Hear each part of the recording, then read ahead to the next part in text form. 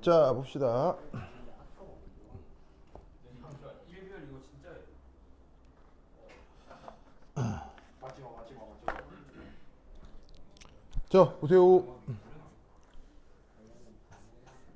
오, 와, 좀 아쉽다. 아, 설마 호의면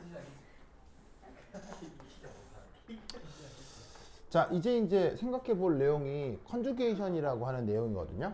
이제 이걸 한번 보면, 이제 그 파이 결합이라고 하는 것의 속성을 한번 생각을 하면, 이게 결합 전자가 그 핵간 영역에서 벗어난 거죠. 그래서 뭐 예를 들면 방금 이런 것처럼 이렇게 이제 XY 지평선을 놓고 봤을 때 이렇게 이제 수직하게 p 오비탈들이 있을 거란 말이에요. 수직하게 이제 p 오비탈들이 있을 거란 얘기죠. 그래서 여기에 이제 원자핵들이 있을 거예요.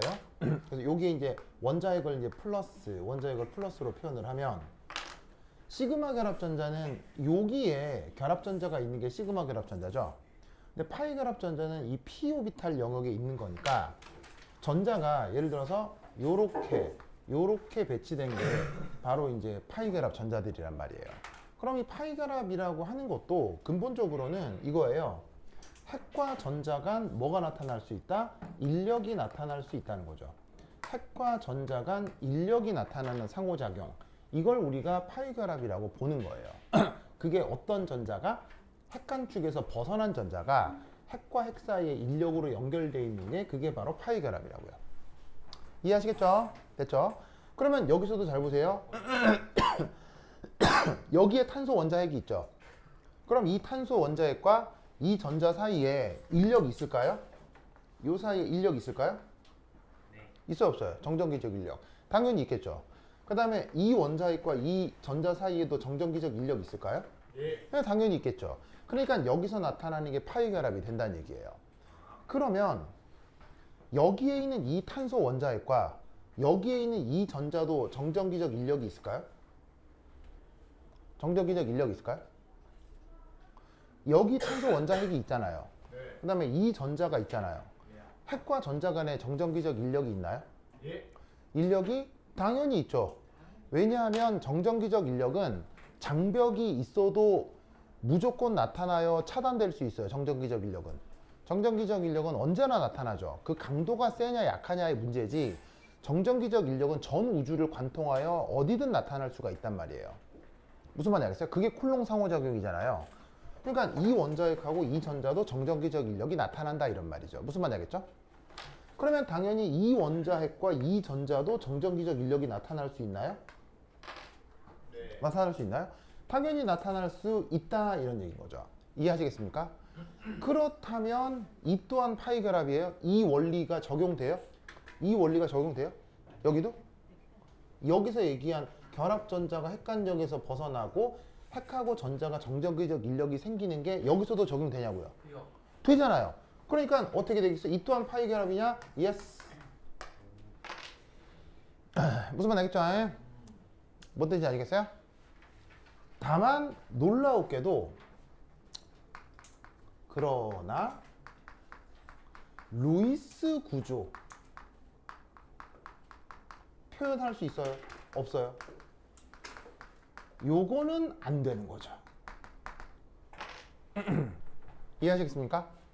자, 만약에 이거하고 이것도 파이 결합이라고 한다면 루이스 구조가 어떻게 그려지겠어요? 루이스 구조가 여기하고 여기 사이에서도 이중결합이 착 그려져야 되잖아요. 그럼 여기하고 여기 사이도 이중결합이 딱 그려지면 여기 있는 이 탄소가 어떻게 되는 거예요? 결합선이 5개가 되죠. 그럼 그때부터는 옥텟을 만족해 옥텟을 초과해요. 옥텟을 초과하기 때문에 우리가 기존 사용하고 있던 옥텟이라는 논리가 깨지게 되겠죠. 그러니까 이 파이 결합은 파이 결합이라고 생각은 할 수 있으나 루이스 구조로 표현할 수가 없는 거예요. 무슨 말인지 알겠죠? 그래서 도입된 게 공변 구조예요. 무슨 말인지 알겠죠? 즉 이것도 파이 결합이고 이것도 파이 결합인데 이걸 동시에 표현해버리면 옥텟이라는 논리가 없어지기 때문에 그래서 공명이라는 아이디어를 또 새롭게 만든 게 되는 거예요. 뭔 뜻인지 아시겠죠? 알겠죠? 그래서 어떻게 되느냐? 자, 그럼 이제 컨주게이션 됐죠? 이제 두 번째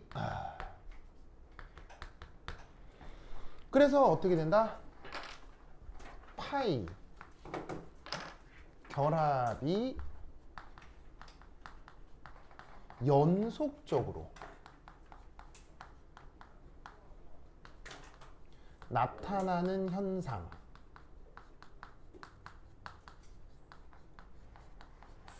요것을 지금 제목처럼 컨주게이션이라고 하는 거예요. 무슨 말씀인지 아시겠죠? 그리고 이 컨주게이션은 보통 루이스 구조로 나타내기가 어려운 거죠. 방금 말씀드렸던 것처럼 옥텟이 깨지게 되니까요. 무슨 말인지 알겠죠? 그래서 어떻게 된다? 이 컨주게이션을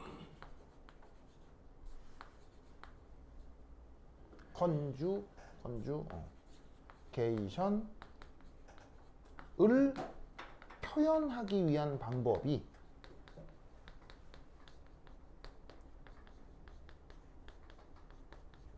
우리가 기존에 배워왔던 레조넌스 개념이 되는 거예요.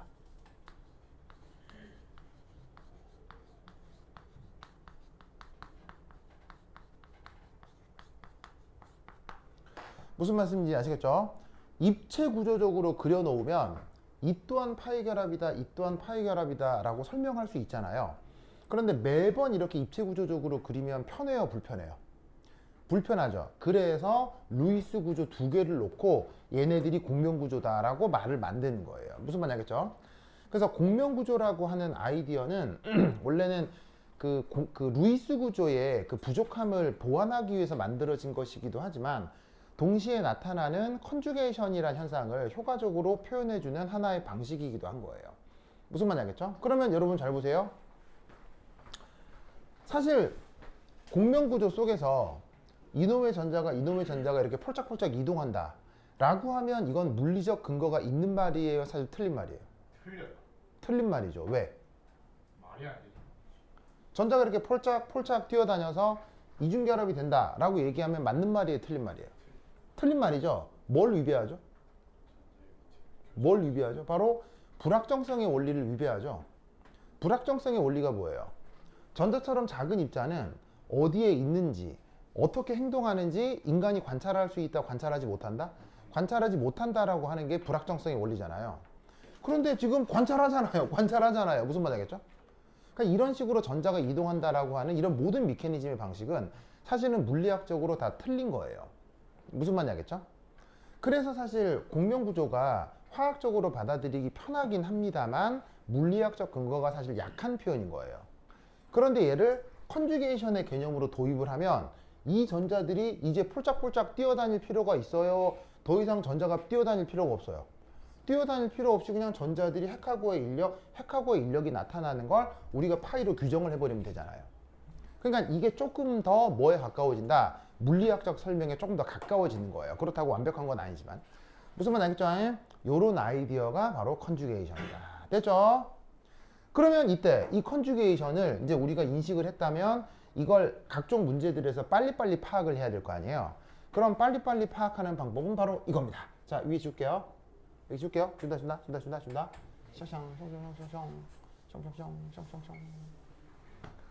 자, 컨주게이션의 가장 중요한 개념은 뭐라고 그랬어요? 파이 결합이 어떻게 되는 거?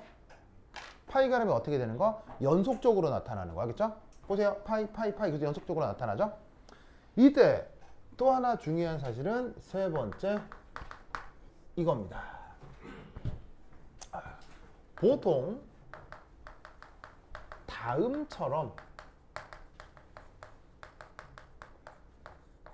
루이스 구조로 표현됩니다. 시각적으로 이런 걸 관찰하게 되면 오 컨주게이션이네 이렇게 생각하면 된다는 얘기예요. 무슨 말 알겠죠? 자 뭐냐 바로 요거예요. 자 계속 연속될 수 있어요. 그때 요렇게 아이 좀 작게 그릴까?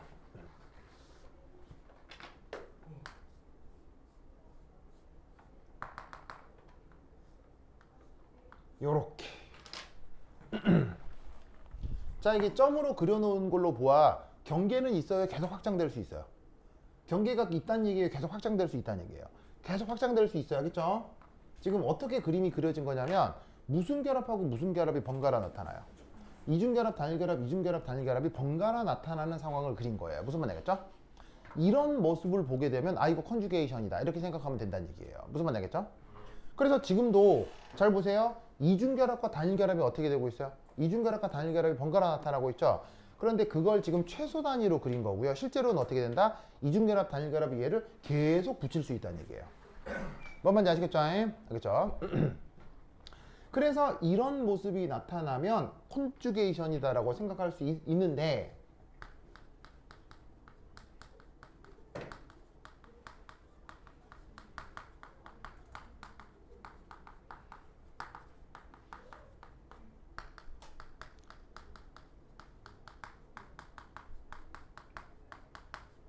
그런데 조금 더 명확한 구분은 바로 이겁니다. 여러분 보세요. 아까 내가 이거 무슨 혼성 오비탈이라고 그랬어요? sp2. 이거 무슨 혼성 오비탈이에요? sp2. 특별한 경우가 아니면 이중결합으로 연결되면 뭐? 이중결합이면 다 뭐? 무슨 혼성? sp2. 무슨 혼성? sp2. 그럼 잘 봐요. 요거 무슨 혼성? 무슨 혼성? 요거 무슨 혼성? sp2. 왜? 왜? 이중결합. 맞겠어요? 이중결합. 요거 무슨 혼성? SP2. 요거 무슨 혼성? 2. 얘도 다 무슨 말인지 알겠어요? 그러면 여기서 할 수 있는 또 하나의 사실은 이겁니다. sp2 혼성 원자들이 적어도 3개 이상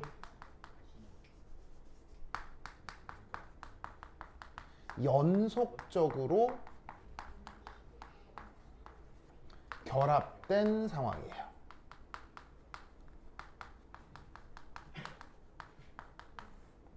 무슨 뜻인지 아시겠어요? 이게 바로 컨주게이션이 나타나는 가장 명확한 판단 근거예요. 자, 잘 보세요. 지금은 sp2 혼성 오비탈 내가 지금 몇 개 그려놓은 거야? 하나, 둘, 셋, 넷, 다섯, 6개 그린 거 아니에요? 근데 sp2 혼성만 하나, 둘, 셋, 넷, 다섯, 6개 그린 건데 더 붙일 수도 있어요. 7, 8을 계속 붙일 수 있는데 지금은 sp2 혼성을 몇 개만 그린 거예요. 몇 개 그렸어요? 하나, 둘, 셋. 무슨 말 알겠죠?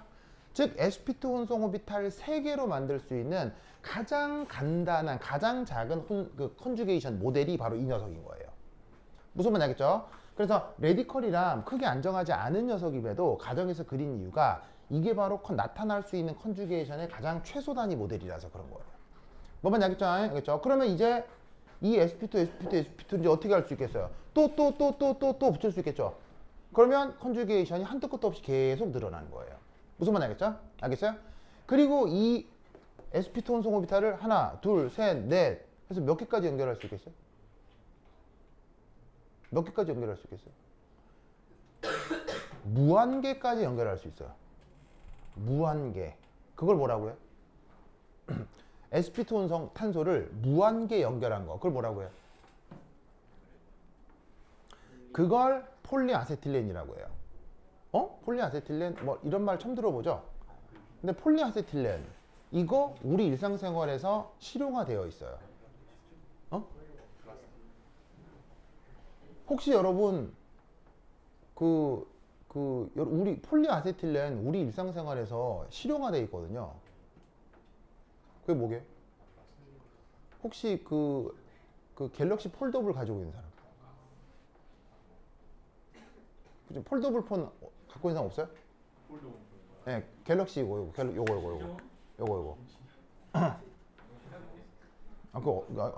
여기서는 아무도 안 써요? 안 쓰는구나. 아, 그래요? 자, 잘 봐요. 이거 접을 수 있어요? 주상해야죠. 자, 이거 접으면 준우 웁니다. 그죠, 준우야? 그렇죠. 예. 자, 이거 왜 접을 수가 없죠? 왜 접을 수가 없죠? 이게 기본적으로 유리 같은 거라서 그래서 표면이. 그래서 실제로 구조적으로도 이게 유리와 비슷한 물질이에요. 유리와 비슷한 물질이다. 바로 그 이온 결합과 공유 결합이 섞여 있는 고체 결정이에요. 그런데 여러분 이 휴대전화 있잖아요. 이 휴대전화 표면 이게 손으로 이렇게 살짝 만져보면 이렇게 톡톡톡 쳐보면 사실 뭐랑 질감이 비슷해요. 유리랑 질감이 비슷하죠. 맞아요. 그러니까 이 표면에 있는 게 유리랑 성격이 비슷하지만 사실 이 휴대전화 디스플레이 위에 올라와 있는 얘는 유리랑 절대로 같은 물질은 아니에요. 왜냐? 이 휴대폰 디스플레이에 있는 이 유리 같은 이 표면 있잖아요. 얘는 뭐를 인식할까요? 얘는 뭘 인식하냐면 생체 전류를 인식해요. 생체 전류. 여러분 생명 안에 전기 신호가 작동하는 거 알아요? 요 안에 우리는 모든 부분에 신경이 있잖아요. 신경에서 포타슘, 양이온 등이 이동하면서 전기 신호가 흐르고 있는 거 알죠? 그 전기 신호를 인식할 수 있는 어떤 고체 물질인 거예요. 그래서 여러분 이 휴대전화 판 위에 고양이 발 올려도 터치돼야 안 돼요? 됩니다. 네, 전기가 잘 통할 수 있는 물질. 물론 물만 떨어뜨린다고 되는 건 아니지만 물 위에 생체 전류를 할 수 있는 물 떨어뜨리고 내 손 올리면은 딱 살짝 터치를 시키면은 이 터치가 된다고요. 그러니까 그건 아마 이제 거기 약간 정전기가 있었을 거예요. 왜냐면 딱 떨어뜨리면서 마찰 때문에 정전기가 생겼을 거고 그게 여기 이제 터치가 됐을 건데 뭐 곧 없어지겠죠. 그래서 이제 여기 고양이 발, 강아지 발 올려도 된다고요. 무슨 말인지 알겠어요? 그러니까 그걸 인식하는 디스플레이인데 이 디스플레이가 사실은 맥니지움 알죠? Mg? 맥니지움하고 OH 이런 작용질들로 만들어져 있는 유리 비슷한 물질이에요. 근데 맥니지움과 OH 이런 것들로 되어 있기 때문에 이거 자체가 고체 형태여서 접으면 어떻게 접으면 깨진다고 무슨 말인지 알겠어요? 그런데 생체 전류를 인식할 수 있는 금속성 특징을 갖고 있는 물질 중에 이걸 응용할 수가 있는 거예요. 그럼 어떻게 되느냐? 이중결합, 단일결합을 무한정 확장하면 어떻게 된다? 전기 신호가 통할 수 있는 플라스틱을 만들 수가 있어요. 플라스틱이니까 페트병처럼 뭐 할 수 있겠다는 얘기예요. 접었다 폈다를 할 수 있다는 얘기인 거예요. 무슨 말씀인지 아시겠죠? 그걸로 넓게 판을 만들어 가지고는 휴대전화 위에 올린 게 그게 바로 폴더블 폰인 거예요. 무슨 말씀인지 아시겠죠? 그래서 폴더블 폰 외에 뭐도 있어요? TV 중에서 롤러블 TV가 있죠? TV 롤러블 TV 있는 거 아세요? 엄청 비싼데 이게 이제 롤에 두루마리처럼 이렇게 디스플레이를 접는 거예요. 그래서 필요하면은 TV를 접었다가 필요하면 TV를 펴는 거죠. 그래서 그게 사실은 엄청 고가여서 지금 이게 아주 막 굉장히 실용화 됐다고는 할 수는 없는데 그래도 진짜로 상품으로 나와 있어요. LG TV 중에 롤러블 TV가 있는데 그게 다 뭐로 만든 거냐면 요런 걸로 만든 거예요. 무슨 뜻인지 아시겠죠? 알겠죠? 그래서 그런 아이디어로 상품이 만들어지는 것들이 사실은 이런 개념을 확장해서 만들어낸 거예요. 놀랍게도 이런 식의 폴더블 폰이나 롤러블 TV는 몇 년도에 상품화가 된 거예요? 몇 년도에 상품화가 되냐면 사실 2000년대죠. 2000년대잖아요. 상품화가 된 건. 근데 놀라운 사실은 이런 컨주게이션의 아이디어는 언제 확립이 됐을까요? 1970년대에 확립이 됐어요. 그래서 그렇게 전기 신호가 흐를 수 있는 폴리아세틸렌의 최초 합성은 1970년대에 먼저 됐어요. 정확하게는 1976년이요. 왜 내가 연도까지 기억할까요? 그 해에 내가 태어났거든요. 어디서 개발됐다? 어디서 개발됐냐면 1976년 그 MIT의 물리학과에서 합성이 됐었어요. 그래서 1976년에 이 폴더블 폰의 디스플레이에 활용될 수 있는 이 컨덕팅 폴리머가 1970년대에 MIT에서 합성이 됐고 그 대가로 2000년대에 뭘 받게 된다? 노벨 화학상을 받게 돼요. 무슨 말인지 알겠죠? 그래서 사실은 요즘 나오는 폴더블 폰이라고 하는 핵심 아이디어는 이미 3, 40년 전에 개발이 되어 있었던 거예요. 그걸 이제 삼성 같은 대기업이 가져다가 응용해서 만들어 두는 거지. 뭐 무슨 말 알겠죠? 알겠죠? 그럼 이 말은 무슨 말이겠어요? 왜 무슨 말이겠어요? 여러분 생각해봐요. 폴더블 폰의 아이디어가 몇 년 전에 이미 있었다고요? 50년 전에 미리 있었다고. 50년 전에. 에? 그럼 여러분 SF 영화 보면은요, SF 영화 보면 막 미래에 막 별의별 아이디어들이 있잖아요. 별의별 테크닉들이 있잖아요. 사실 그 테크닉이 지금 있다 없다? 있다니까요. 기초적인 수준에서 다 연구되고 있는 거예요. 그러니까 영화에서 보는 그런 황당한 얘기들이, 그런 황당한 테크닉들이 실제로 없는 게 아니라 이미 지금 다 연구 중이고 개발되고 있다고요. 무슨 말인지 알겠어요? 그리고 일부는 구현할 수도 있어요, 실제로. 그럼에도 구현하지 않는 이유는 지금은 너무 비싸서 돈이 안 되니까요. 무슨 뜻인지 알겠어요? 즉 기술이 있는 것과 그것이 경제적 가치를 갖는 상용화가 되는 건 다른 문제예요. 그것도 돼요? 뭐가요? 네. 1초 만에 어디 뭐 공간 이동해가지고 뭐 안 되는 것도 있겠죠. 근데 그런 것을 지금 생각은 하고 있어요. 왜 있잖아요, 여러분. 왜 영화 같은 거 보면 짱 가만히 있으면 빛종 쪽이면 어디로 뿅 텔레포트 되고 뭐 이런 거 있잖아요. 이런 거 있잖아요. 사실 매우 진짜 같아요. 완전 허구 같아요. 그거 연구하고 있는 거 아세요? 그거 연구하고 있어요. 그리고 기초적인 수준으로 되는 거 아세요? 돼요. 외형은 돼요. 기능까지는 100% 안 되더라도요, 외형은 보낼 수 있어요. 예, 외형. 껍데기는 보낼 수 있어요. 정신이 안 가고. 네, 그러니까 안에 있는 구체적인 기능까지는 아직 못 보내는데 껍데기 모습은 보낼 수 있어요. 정말이에요. 그냥 분석해서 복제하는 거야. 분석해서 복제하는 거 아니야? 바로 3D 프린터예요, 그게. 여러분 3D 프린터의 아이디어라는 게 뭐냐면 물질을 텔레포트 하기 위해서 만들어낸 기계예요. 즉 뭐냐면 내가 여기서 어떤 물건을 만들었잖아요. 근데 그 물건을 다른 사람들도 보게 하고 싶어요. 그럼 내가 생각하는 아이디어를 코딩하는 거예요. 알겠어요? 코딩을 해서 그걸 전자신호로 바꾼 다음에 그걸 인터넷으로 보내는 거죠. 그럼 그쪽 3D 프린트에서 그 아이디어를 받아서 물질을 재구성하는 거예요. 이게 일종의 텔레포트 기능이에요. 3D 프린터가 그냥 만들어진 게 아니고요, 텔레포트를 연구하다가 만들어진 최초의 물건이에요. 그런데 지금 명확하게 사실은 3D 프린터는 안에 기능까지 보낼 수 있는 건 아니죠. 특히나 뭐 생물을 보낼 수 있는 건 아니죠. 근데 그런 것도 노력해서 지금 연구하고 있어요. MIT 같은 데서 진짜 연구하는 애들이 있어요. 상상 같겠지만 연구하는 애들이 있어요. 그런데 지원금이 들어가요? 어마어마하게 가죠. 기능을 보낼 수 있게 되면 난 지원 안 해. 생명체가 보낼 수 있는 거 아니에요? 뭐 언젠가는. 근데 지금은 불가능하다고 하는데 뭐 언젠가는. 껍데기를 버릴 준비만 되면 새로운 껍데기를 만들어. 그래서 이제 뭐냐면 그런 연구들을 여러분들이 나중에 해볼 수도 있겠죠. 알겠죠? 그래서 요것이 컨주게이션의 아이디어다 라는 거 꼭 기억하세요. 됐죠? 그 다음, 자 보세요.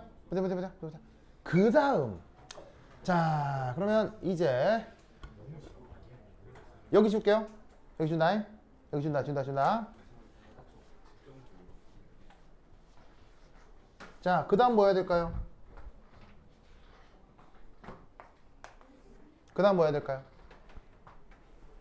저번 시간 수업을 봤으면 내가 뭘 할지를 알 거예요. 그 다음 뭐 해야 될까요?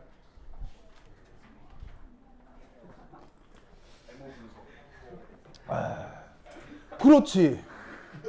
바로 파이 온리 몰리큘러 오비탈 분석.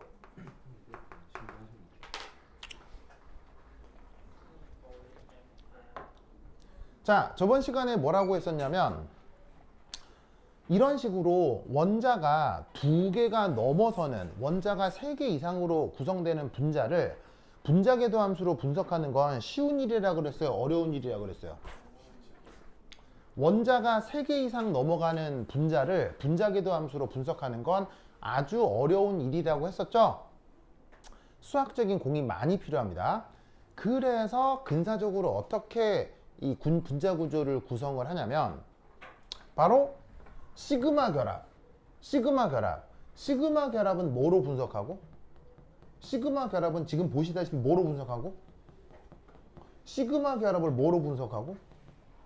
혼성으로 분석하고. 무슨 말 알겠죠? 나머지 파이 결합만 따로 떼서 뭐로 분석하고? 분자기도 함수로 분석한다. 이 얘기 했었죠? 했었죠? 그래서 지금 시그마 결합은 혼성 오비탈로 끝낸 다음 여기에 있는 요 파이 결합, 요 파이 결합을 이루는 PZ 오비탈 보이시죠? 이 PZ, PZ, PZ들 사이에 상호작용만으로 뭐를 만들어 보자? 분자기도 함수를 만들어 보자 라고 생각한 거예요. 무슨 뜻인지 아시겠죠? 자, 그럼 이때 편의상 EPZ, EPZ, EPZ의 편의상 넘버링을 해보도록 하겠습니다. 알겠죠? 뭐 그냥 다 PZ라고 하면 애매하니까 순차적으로 1번, 2번, 3번이라고 해볼게요. 알겠죠? 그럼 이들 사이에 분자궤도 함수가 어떻게 만들어지느냐, 준우야. 아우 재밌어. 준우야 괜찮아요? 준우야 화난 거예요? 화났다고요? 화났다고요? 미안해요. 아니 그냥 그냥 장난친 건데. 그래? 그래. 진짜로요? 진짜 화는 안 났어요. 그래 고마워요 준우야. 진짜로요? 그래. 자 봅시다. 그럼 여기서 분자궤도 함수가 어떻게 만들어질 것이냐? 자, y축이 에너지축입니다. 자, 에너지 준위를 PZ1, 2, 3에 대해서 이제 표현을 해볼게요. 자, 그럼 이때 우선 여기서 EPZ1, 2, 3의 에너지 준위를 저렇게 표현해 보도록 하겠어요. 보이시죠? 보이시죠? 이때 하나 생각할 거. 자, 위 지우 되겠어요? 요거 지우 되겠어요? 되겠어요? 자, 필기가 어떻게 진행될 거냐면 이거와 관련해서 약간의 그림이 있을 거야, 알겠죠? 그래서 그 약간의 그림에 이제 해설을 하나하나 붙일 건데 그 해설의 첫 번째, 그러니까 여기 이제 뭐가 그림이 좀 더 그려질 거예요. 자, 그다음 첫 번째 여기서 어떤 해석을 하느냐?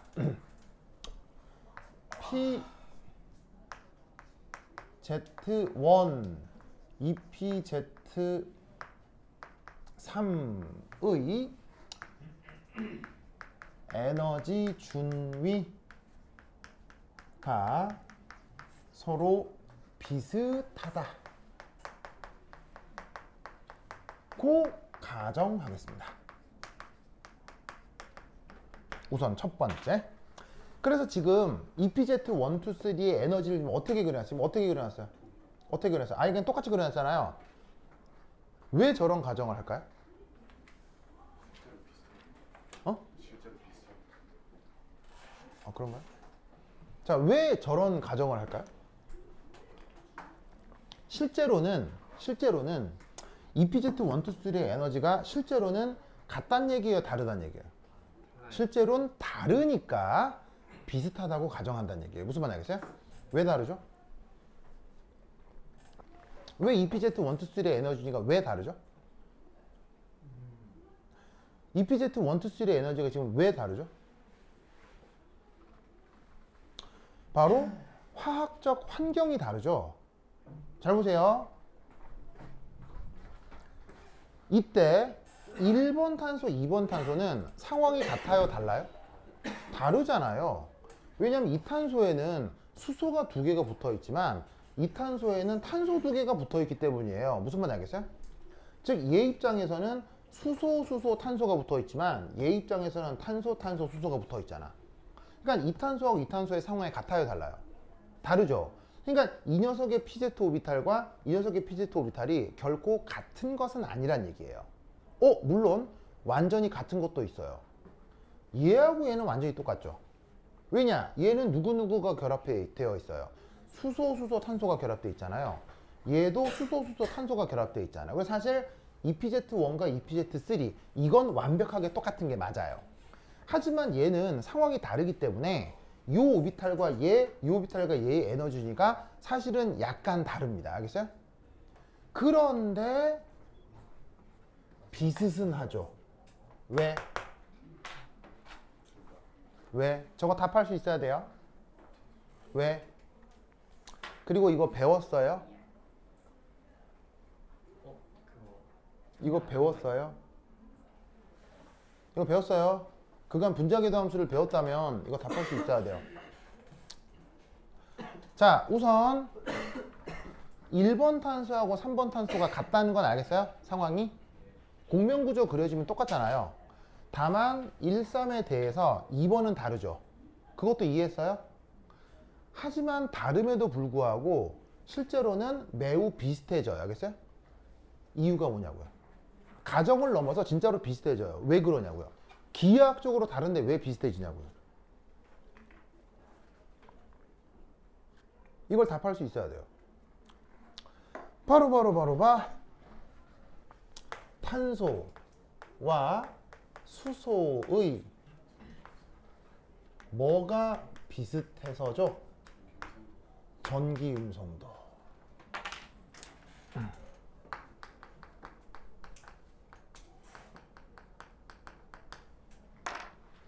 자, 분자궤도 함수 그릴 때 전기 음성도가 클수록 원자 오비탈이 안정해졌어요, 불안정해졌어요? 분자궤도 함수에서 전기 음성도가 클수록 원자 오비탈이 안정해졌어요, 불안정했어요? 안정했죠. 그러면 전기 음성도에 따라서 원자 오비탈의 에너지 주기가 결정된다는 거잖아요. 그러면 다른 원자여도 전기 음성도가 비슷하면 원자 오비탈 에너지 주기도 뭐하다는 얘기예요? 비슷하다는 얘기죠. 무슨 말인지 알겠어요? 그러니까 1번 탄소에서는 수소, 탄소가 붙어 있고 2번 탄소에서는 탄소, 수소가 붙어 있지만 탄소가 됐건 수소가 됐건 전기 음성도가 비슷해서 이 탄소와 이 탄소가 느끼는 전자 밀도의 변화가 차이가 크지 않다는 얘기예요. 그러니까 이 오비탈이나 이 PZ 오비탈이나 에너지가 거의 비슷하니까 같다라고 가정하면 계산이 좀 더 불편해지겠어요? 계산이 훨씬 더 편해지겠어요? 계산이 편해지니까 이런 가정을 한 거다. 이해했습니까? 이해했죠? 쟤는 알겠니? 알겠죠? 그러면 이때 이걸 가지고 잘 보세요. 이거 가지고 이제 열심히 계산합니다. 자, 당연히 이 계산이 이번 시험에 나올 리는 없을 거고요. 이때 이제 어떤 계산을 하냐면 3x3 행렬 계산을 하는 거예요. 3x3 행렬을 놓고 막 행렬식을 계산하거든요. 뭐 열심히 계산해요. 그렇죠? 그래서 그런 계산 방법에 대해서 최초로 연구한 사람 중에 한 명이 바로 휘켈 같은 사람이에요. 그래서 이제 그런 물리학자들의 이제 연구 방식으로 막 열심히 계산해 하면 그 결과가 어찌 나타나느냐? 바로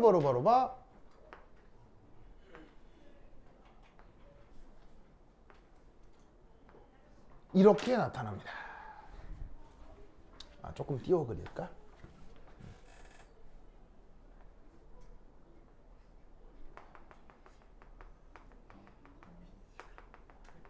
이렇게 나타납니다.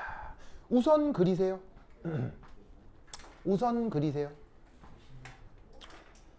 자, 우선 그리세요.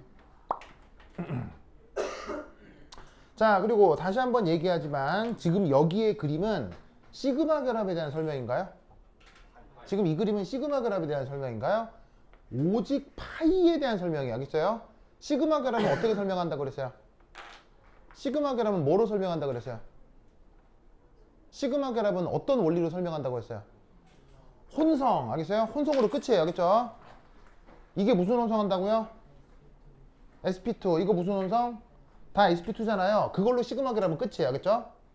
나와 있는 빨간색으로 표현된 파이 결합이 어떻게 설명되느냐인데 이때 열심히 계산한 결과가 이렇습니다. 그러면 왜 이 열심히 계산하는 과정에 대해서 내가 구체적으로 설명하지 않느냐? 바로 이 계산 결과가 매우 직관적으로 암기하기 쉽기 때문이에요. 알겠죠? 뭐 하기 쉽다?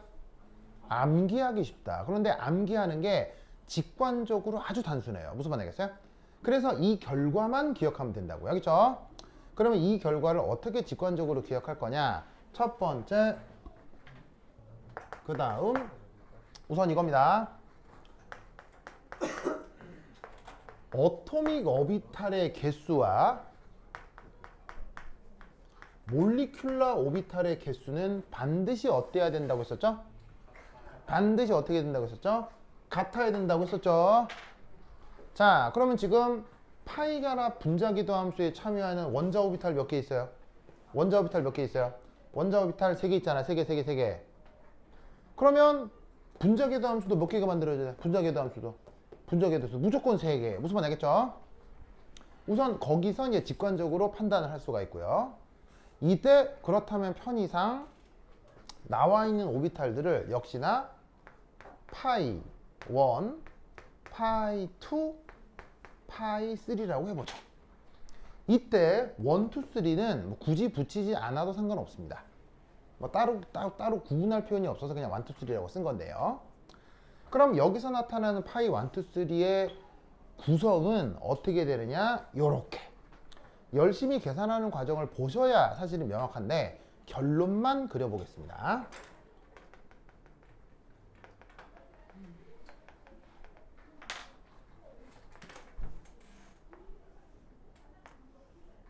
자, 노란색으로 그린 게 뭐냐면 바로 전부 다 XY 지평선입니다. 지평선이란 말 알죠?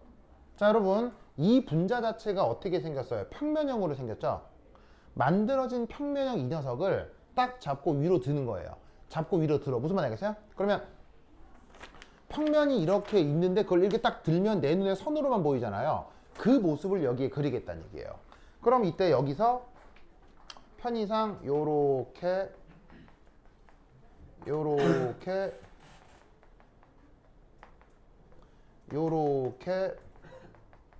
이 보조선들이 다 Z축이겠지.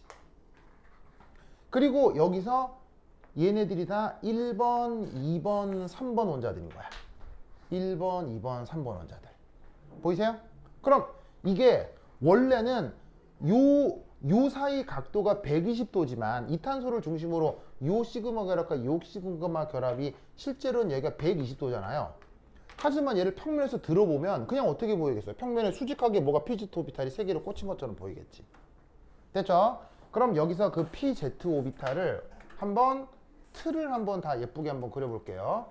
틀들이 다 이렇게 예쁘게 있어.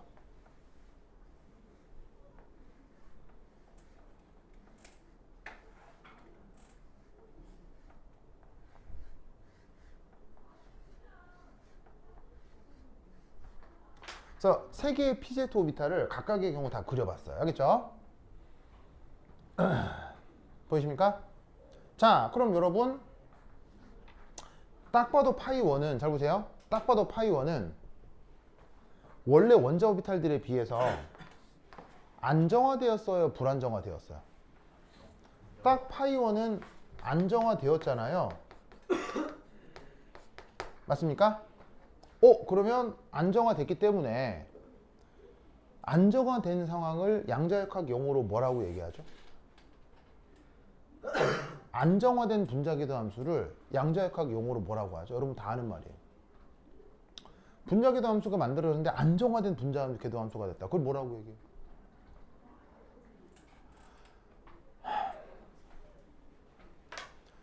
원자 오비탈로부터 LCAU를 통해서 분자궤도 함수를 만들었는데 그 분자궤도 함수가 안정화되었어요. 그 분자궤도 함수를 뭐라고 얘기했냐고요?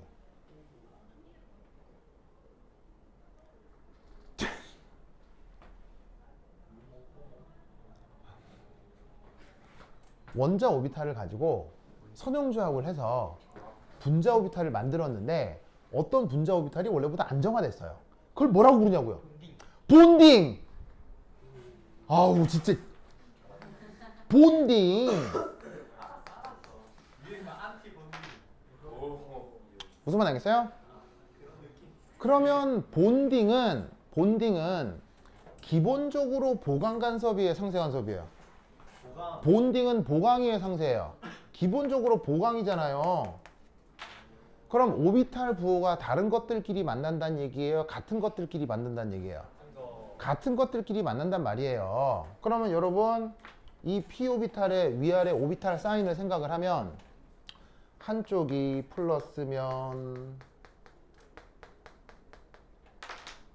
반대쪽이 마이너스 이렇게 될 거 아니에요? 맞습니까? 그게 본딩에선 어떻게 되겠냐고요? 한쪽이 플러스 반대쪽이 마이너스 무슨 말 알겠어요? 그러면 이때 마이너스가 마이너스를 만나고 플러스가 플러스를 만나죠? 그럼 이때 요 원자와 원자 사이에서 전자 발견 확률이 늘어나겠어요? 줄어들겠어요? 원자와 원자 사이에서 전자 발견 확률이 늘어나겠죠? 그걸 합쳐서 그리면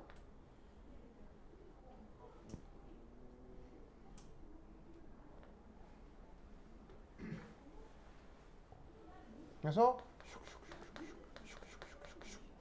그 다음에 요것도 합쳐서 그리면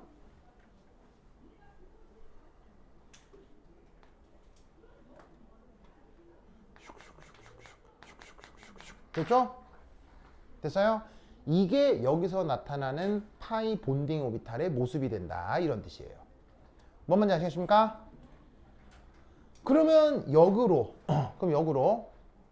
얘는 딱 봐도 안정화예요, 불안정화예요? 불안정하죠? 그러면 얘 속성은 뭐겠어요? 원래 원자 오비탈보다 불안정했어요. 얘 속성은 뭐겠어요? 엔타이 본딩이 될 거란 말이에요. 무슨 말 알겠죠? 그리고 엔타이 본딩이니까 관습적으로 또 무슨 장식을 하나 달아줄까요? 엔타이 본딩이니까 또 무슨 장식을 하나 달아줄까요? 요 백설표를 하나 이렇게 딱 넣어주시고요. 알겠죠? 그러면 여러분 PZ 오비탈 3개가 만나서 가장 보강돼야 되겠어요? 가장 상쇄돼야 되겠어요? 얘는 가장 상쇄돼야 되겠죠? 그럼 여러분 경우의 수를 어떻게 정해 주시면 돼요? 경우의 수 어떻게 해주면 되겠어요?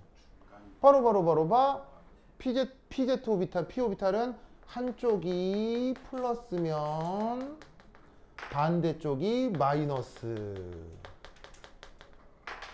보이시죠? 이게 PZ 오비탈의 구성이잖아요. 그런데 이렇게 그려놓으면 어디서나 마이너스에 플러스가 만나고 플러스에 마이너스가 만나게 돼 있죠. 뭔 말인지 아시겠습니까? 그렇다면 여기서 잘 보세요. 호잇 이런 게 뭐예요? 그래요? 자, 이런 애들이 뭐예요? 이게 뭐예요? 노드. 아시겠죠? 그러면 이런 경우는 핵과 핵 사이에서 전자 발견이 커지는 거야? 전자 발견 확률이 떨어지는 거야? 전자 발견 확률이 감소하고 오히려 0이 되는 점들도 만들어진다 이런 얘기인 거지. 이게 바로 파이3 엔타이 본딩 오비탈의 모습이라는 거예요. 알겠죠? 그러면 이때 얘는 그림상 에너지 진을 내가 어떻게 그려놨어요? 그림상 내가 에너지 진을 어떻게 그려놨어요? 그대로 그려놨죠? 변화 없이 그대로 그려놨죠? 그러면 그걸 또 뭐라고 불렀었죠? 넌 본딩. 그렇지. NB. 넌 본딩이라고 불렀었죠? 기억나요? 넌 본딩 표시가 뭐였어요? NB. 그래서 파이2는 여기서 넌 본딩이에요. 알겠죠? 알겠죠? 그러면 여기서 그 파이2 넌 본딩 오비탈이 어떻게 만들어지느냐? 그거를 이제 보여드리기가 조금 까다로운 게 구체적으로는 계산을 해야 되거든요. 이게 어디까지나 계산 결과인지라 우리의 기본적인 직관하고는 약간 좀 달라질 수는 있어요. 근데 결론은 이겁니다. 자, P오비탈 특징이 어떻게 된다고? P오비탈 특징이 한쪽이 플러스면 반대쪽이 마이너스라고 했죠. 어떻게 되느냐? 한쪽이 플러스고 반대쪽이 마이너스입니다. 이게 달라지는 건 아닌데 놀라웠게도 요 2번의 PZ 오비탈이죠. 2번의 PZ 오비탈 요것이 MO 형성에 거의 기여하지 않습니다.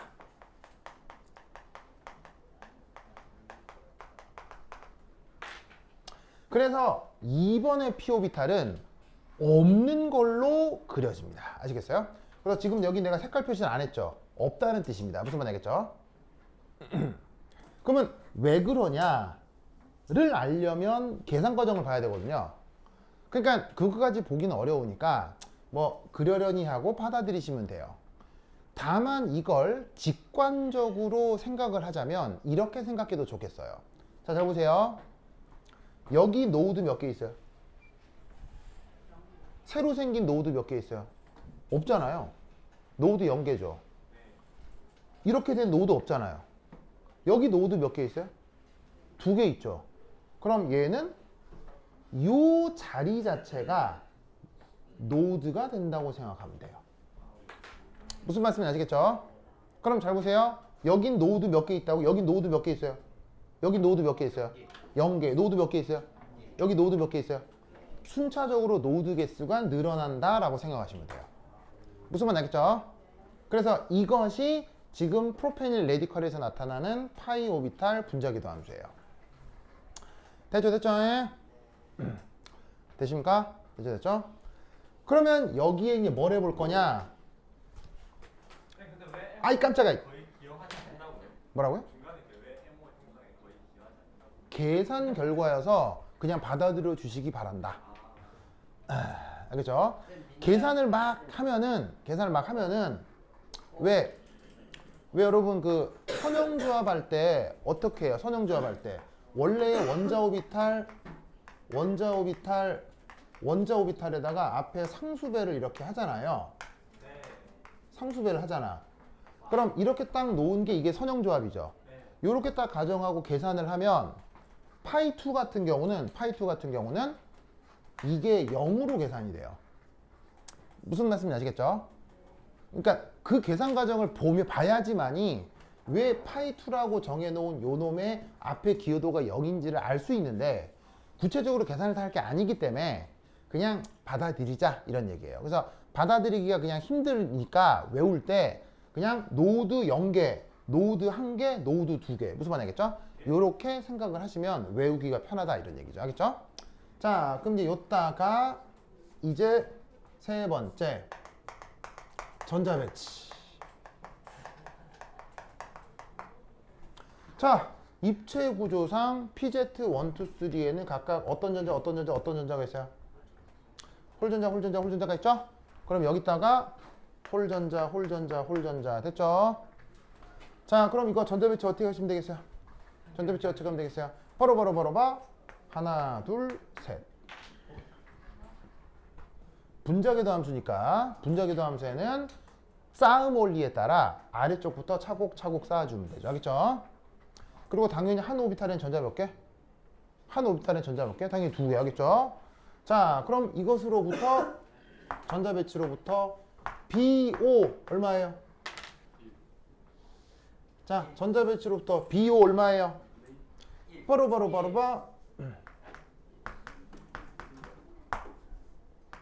2 빼기 0 나누기 2겠죠? 자, 2는 어디 있는 전자? 요거. 0은 어디 있는 전자? 요거. 됐죠? 자, 넌번딩 전자는 파이 결합에 참여한다, 안 한다? 넌번딩 전자는 결합 차수에 참여한다, 안 한다? 안 한다고 했죠? 그러면 얘 계산하면 뭐가 나온다? 1. 자, 그리고 지금 계산한 이 결합 차수는 누구에 대한 결합 차수예요? 이 결합 차수는 누구에 대한 결합 차수예요? 무슨 결합에 대한 결합 차수예요? 파이 결합의 결합 차수라는 거 알겠죠? 지금 저 결합 차수는 시그마 결합과 관계 있어요? 시그마 결합과 무관해요? 무관해요. 지금 이 분자궤도 함수는 시그마와 파이를 완벽 분리하고 생각하는 개념이에요. 알겠죠? 이해하십니까? 됐죠?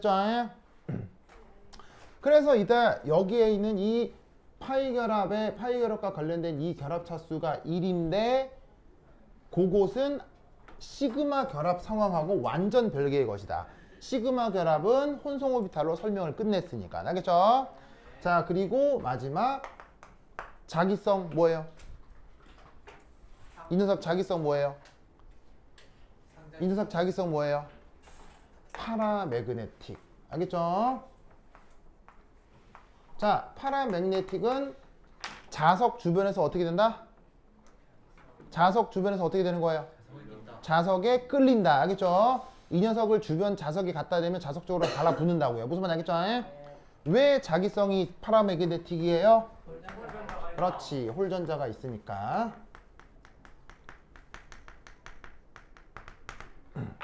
되십니까? 네. 이 논리를 꾹꾹 기억해 두시기 바랍니다. 오케이, 됐다. 자, 빨리 필기 마무리하세요. 아니에요. 자, 필기 마무리하세요.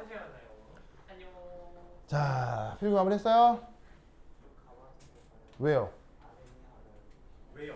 자, 5분이면 끝나요. 5분이면 끝. 가기는 어딜 간다는 얘기예요. 아래 있는 무슨. 자, 됐죠? 됐죠? 저거 됐어요? 됐죠? 자, 그 다음. 자, 여기 줄게요. 준다. 아, 왜요? 아, 예, 질문. 예. 제가 그 가운데 있는 오비탈이 뭐가 MO에 거의 다 했는데 네.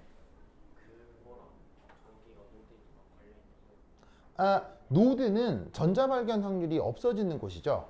그럼 생각해 보세요. 얘가 기여를 하지 않으면 이 녀석하고 이 녀석을 중심으로 한 전자 발견은 여기서만 되겠죠.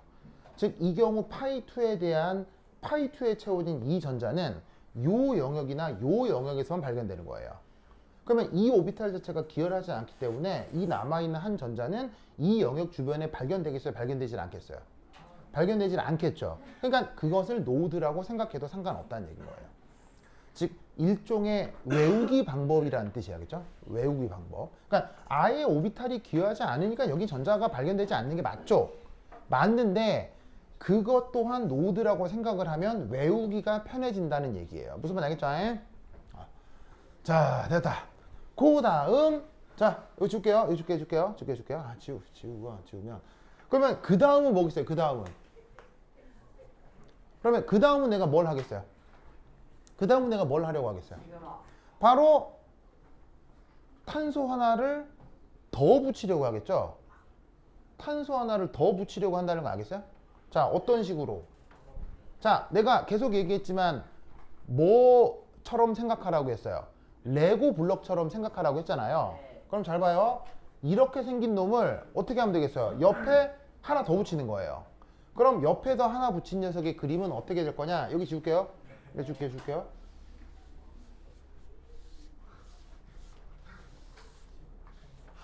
이 평면을 확장해서 이 옆에 탄소 하나를 더 붙이는 거예요.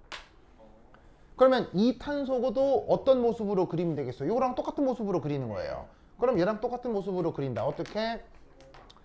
H1, H2, H3. 아시겠죠? 그런 식으로 이 XY 평면을 다시 한번 확장시키는 거예요. 됐죠? 그러면 당연히 이 탄소도 XY 평면에 수직한 누가 있겠어요? PZ가 요렇게 나타나겠죠? 얘는 EPZ4. 요게 XY 평면이고. 그러면 이때 이것도 탄소니까 최각 전자는 몇 개겠어요? 얘도 탄소니까 최각 전자가 몇 개겠어요? 4개겠죠? 그럼 이 주변에도 전자가 하나, 둘, 셋, 그리고 넷. 됐습니까? 그럼 여기에 있는 여기서 새로운 시그마 결합이 만들어지듯이 여기서도 수소가 또 달라붙으면서 탄소, 수소, 시그마 결합이 또 생기겠죠. 그 다음 뭐도 만들어지겠어요? 또 파이가 만들어지는 거예요. 무슨 뜻인지 아시겠죠? 이거 파이 결합이었죠? 이것도 파이 결합이었죠? 여기서도 또 파이 결합이 나타나는 거예요. 왜? PZ 오비탈에 있는 홀전자도 각 탄소의 원자핵과 뭐가 있을 테니까? 인력이 있을 테니까. 무슨 뜻인지 아시겠죠? 그러면 이게 하나, 둘, 셋, 네 개에서 끝나겠어요? 또 붙일 수 있겠어요? 또 붙이고 또 붙이고 또 붙이고 또 붙이고 언제까지 붙일 수 있다고요? 무한히 붙일 수 있다고요. 무슨 말인지 알겠죠? 그러면 주어져 있는 이 녀석을 루이스 구조로 그리면 어떻게 될까요? 얘를 루이스 구조로 그리면 어떻게 될까요? 얘를 루이스 구조로 그린 게 바로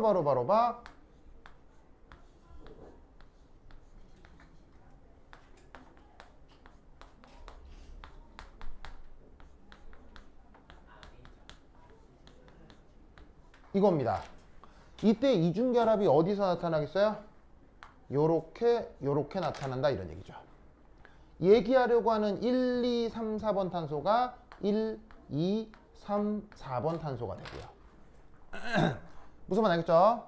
그러면 여러분 1, 2번 사이에 파이 결합 그려지나요? 확실히? 이게 이거예요. 알겠어요? 3, 4번 사이에 파이 결합 그려지나요?